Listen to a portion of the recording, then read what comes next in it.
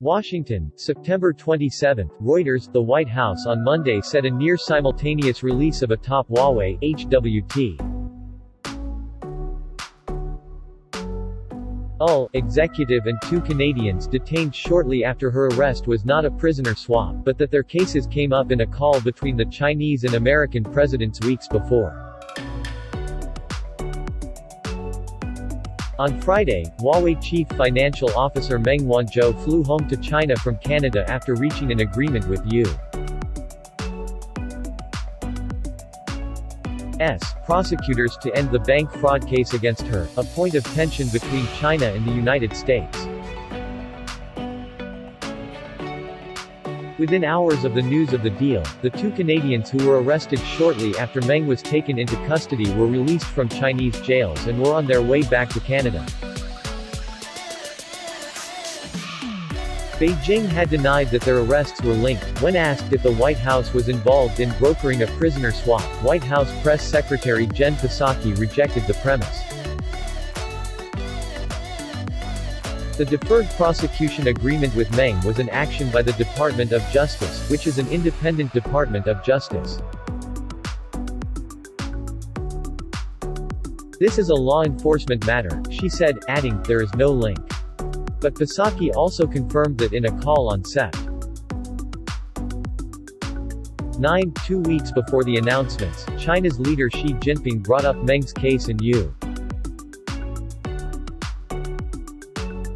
President Joe Biden pressed for the release of the two Canadians, businessman Michael Spavor and former diplomat Michael Kovrig, who had been held in China for more than 1,000 days.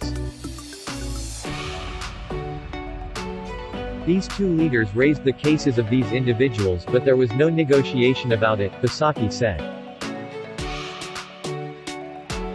Separately, two American siblings prevented from leaving China since 2018 returned to the United States over the weekend, according to AU.S.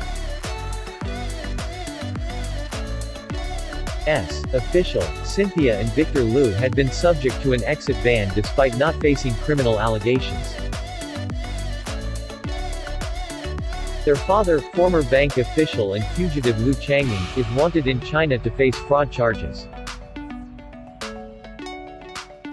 Read more. Psaki said she had no information on whether Biden knew about the status of the negotiations between Meng's lawyers and the Justice Department. Meng had been arrested at Vancouver International Airport in Canada on a U.S. warrant, and was indicted on bank and wire fraud charges for allegedly misleading HSBC, HSBA.UL in 2013 about the telecommunications equipment giant's business dealings in Iran. The years-long extradition drama had been a central source of discord and increasingly rocky ties between Beijing and Washington, with Chinese officials signaling that the case needed to be dropped to help end a diplomatic stalemate. Ball in the U.S. court. Psaki emphasized the deal announced on Friday did not indicate a softening of U.S. concerns about Chinese behavior. Our policy has not changed, our policy toward China, Psaki said.